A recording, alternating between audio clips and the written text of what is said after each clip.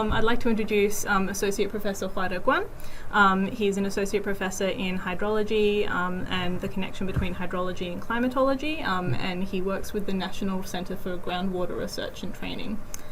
So Huade, I might hand over to you. Thank you. Thanks, Ellen, for organizing this session. Okay, the subject I'm going to talk today is Adelaide urban heat island and some cooling sources in our area. So I try to connect to some high school teaching like physics, math, and environmental science. Okay. There we go. Yeah. So this research project we started about 10 years ago, and you can see now on the screen is each of these dots is a temperature station that we installed, and then we have kept these in operation for 3 years. So on my research, a lot of the research result actually based on this monitoring network. And then we also collect the surface temperature using the airplane, right? So airborne temperature collection, surface temperature collection. Okay. Now back to the subject of urban heat island. This is phenomena. Probably you all have heard about that. It say something like this. The one I show here is one instantaneous temperature distribution, right, based on our monitoring network. So you can see at that time, and Adelaide CBD is 28 degrees, and parkland is 20 degrees. So these are small scale sort of urban heat island phenomena. So we can upscale this to the whole Adelaide metropolitan area, and then you compare the surrounding rural area. So usually urban area is warmer than rural area. So the reason to form to have these phenomena form actually is related to our physics. Sorry, there you go. Okay. Yeah. Now I list some factor here. Now first one is related to physics. I put two equations here, right? One is top one is related to like energy need to change the temperature of the object, right? So C is the heat capacity, M is the mass, and delta T change the temperature. And another, the bottom one is also related physically is when you evaporate water, right? Then you need energy to evaporate that. So what happens in a landscape or in urban environment is, in the daytime, when you have solar radiation bring energy to the surface, because urban area we don't have a lot of moisture, so that heat, that energy we use to heat up the surface material, like building material. So in the nighttime, then these material will release heat to the environment. So now look at that right hand side, that surface temperature image, and warm color is warmer and cold color is cooler, and you can clearly see CBD and road is much warmer than parkland, because parkland you have moisture, right? So there's one actually two mechanisms related to this urban heat island phenomena. Yes, there you go. Sorry. Okay. Now another one is when you move to nighttime. Nighttime actually we don't have solar radiation, so we don't have energy input from solar radiation, and now surface start to radiate energy away. So this we call it radiative cooling. But in urban environment, we have a very small sky view, so that actually block this radiant cooling. So that also contribute to urban heat island, particularly in the nighttime. Yeah, you work now. Yeah. Now this is the three mechanisms I talk about is sort of obvious, but some is not very obvious. Now this one I show you here is the January mean maximum daily maximum temperature. You can see this is CBD here, right? So in northwest section of CBD is warmer compared to other part of CBD, and this is we didn't expect before we have this result. So and you look at the CBD, actually is quite similar, right? So why that corner is warmer? So, and that I think is related to anthropogenic heat release. So in daytime, in addition to to the solar radiation, we also have other activity can release energy to the environment. Like for example, we drive car, and that will release energy. So you look at this traffic load, right? In this, and actually this corner has much higher traffic load than other part of CBD. That sort of explains why this corner, this section, northwest section is warmer. And then other factor like the buildings, right, block the wind in CBD. That also contribute to urban heat island. That's sort of our general understanding of the factors that contribute to forming an urban heat island.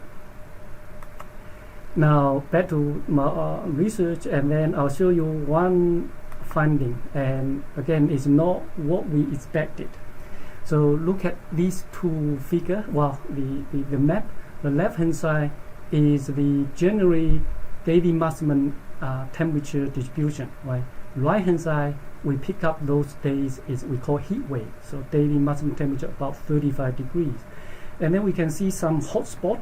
Now one hotspot here is this easy to understand because this industry area, a lot of concrete mass. So similarly, this is very hot here. But there's another hotspot here, right? In the unlit midstream area, and in heat wave also this is quite hot. So there is something is not that obvious to us. I think that is related to something what we talk about the cooling source in our area is a sea breeze, and then this area actually I believe does not receive enough sea breeze compared to other part of CBD. So now go to a sea breeze, and again that's related to physics.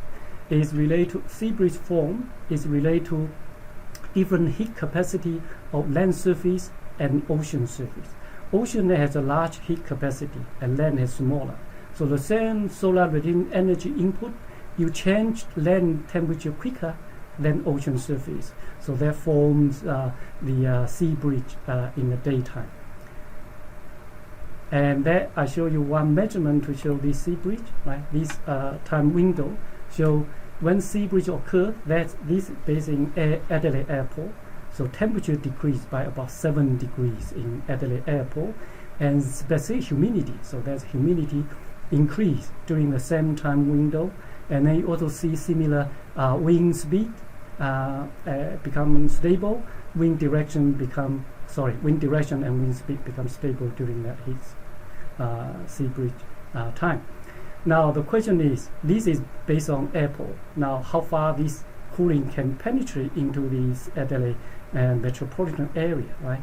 So this is, I show you these 5 points, different color, have different distance to the coastline, and sea breeze usually from south westerly, so it's southwesterly, southwesterly. And then now this the same color is match this dot point. So Adelaide Airport start earlier, and when you move inland it start later because you have a longer distance to travel, right, from sea breeze. And another thing is you see maximum temperature reduction, and also duration of sea breeze cooling also decayed when you move inland. So that is something from our data. Now another cooling source, we call it managed cooling source. Sea breeze sort of is natural, right? So another one is parkland cooling. The reason parkland can cool water is again related to physics. So when water evaporates, it absorbs water energy. So tree actually help to evaporate water. So it actually tree uptake water in the soil, and then bring the water to the canopy level, and then evaporate there. So you actually tree work as a duct evaporative cooling unit. So we did research on looking at white cedar trees, and we find in summer, one mature white cedar tree can evaporate about 200 liters. So this is about twice of one person water consumption in Adelaide. And these can produce the cooling power as related to cooling energy related to about 12 kilowatt that evaporative air conditioning unit run for 12 hours. So, and you don't need electricity because it's powered by solar energy. Okay, and that show you how this parkland cooling can cool temperature. Now back to that, generally maximum temperature. Now here in CBD, you have in this 30.5 degree, but the parkland is 28.5 degree, right? But on average, usually these parkland they can cool down temperature by 1 degree on average. So the reason this parkland can cool down because of irrigation. So you can see all this color patch is irrigation area in the parkland. Okay.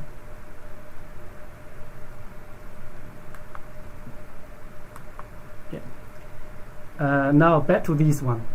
We just say daytime, right? Maximum temperature left hand side. So you see this is warmer, but look at the nighttime. Actually, this is quite cool because in this like Mitcham and Angley area, very good vegetation cover, tree cover. So that help to cool nighttime air, right? Yeah. Now, to use parkland or trees to cool air, we need water. Now the question is, do we have enough water? Yeah. In this our area, actually, we have dry summer. So when we need water, the rainfall is low.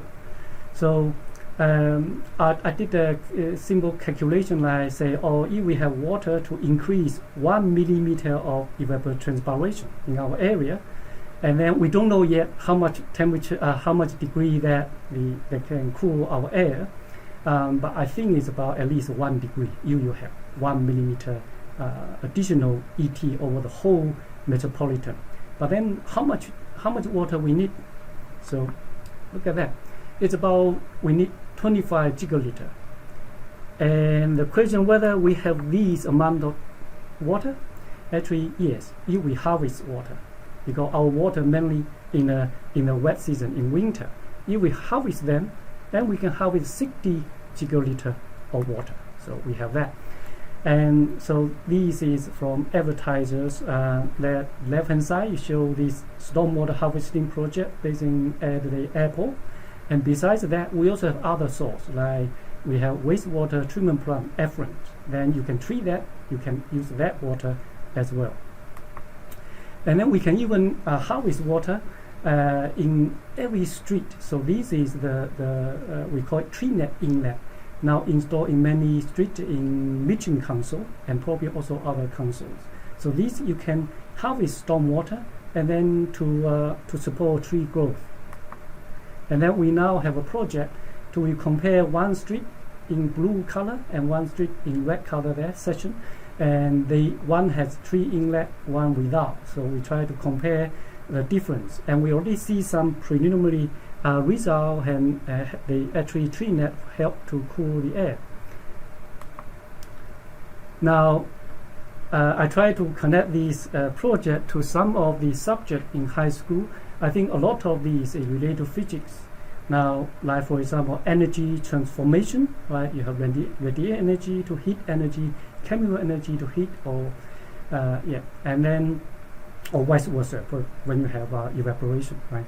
So, and the temperature density related to air pressure, and then that cause like sea breeze, that cause also cold air drainage in our area, and there also something related to math, like for example volume depth, like how much water we need, or do we have enough water? So you have that calculation based on rainfall depth and volume of water you can collect, and speed and distance, like sea breeze moving inland, and the speed and distance, how much time you need, right, to move it. And then also cost and benefit, like you need water, you need to buy it, and then to cool down the air, and then the benefit from to the energy saving. And of course, a lot of it related to environmental science and geography, right? And there's a climate change, urbanization, and impact of urban heat island, like to human health, electricity demand, etc., and the solution we can have to mitigate this. And I know that like year 11 students, sometimes they want to do some research project. So if you have like thermal camera or radiometer, and then students can design project for themselves, like to check what trees or shrub and have is more efficient in cooling the air. And also you can compare different street, like one street with permeable footpath, and then the other one is impermeable footpath, and you can compare that, right? You have these like temperature sensor we use to measure temperature. Then you can look at what wetland help ameliorate our summer temperature, or you can look at the sea bridge. Okay, and that's just some example. And yeah, I like to thank a lot of people, colleagues, students, and collaborators, and then also organizations that provide funding or some data for us to do this analysis. And I think that's it from me. I'll hand it back to Ellen. Oh, thank you very much, Huade. That was super interesting. If you have any questions, please drop them in the chat. I'll keep an eye on them. We do have one question in the chat for now. In fact, we've got a few different ones. Is there much concern around new high-density housing which won't allow much space for backyards? Will that have an effect on the heat of the city? Yeah, that's certainly that. We call infill development, right? Mm-hmm. So that would reduce, increase the fraction of surface covered by concrete, and then reduce the area that you can plant trees or shrub or even lawn. That all help to reduce heat in summer, and also reduce what the a permeable surface allow water to infiltrate into our soil. Mm-hmm. And so if you don't actively, like Michigan Council have been doing, to actively harvest stormwater, that water will go to the stormwater pipeline, and that will carry contaminants in that water going into Gulf St. Vincent. Right. And that water can even kill our seagrass. So that causes a lot of problems. So if we can harvest them, and then somehow you can plant to support the tree growth in the street, that still help. So right. yeah. So a bit of tree growth is still better. Yeah. So generally it's not. But it's bad. You have a more infill development, but you can do some active solution to take some active solution to reduce that impact, and then to achieve more benefit. Right. Yeah. That makes sense. Another question.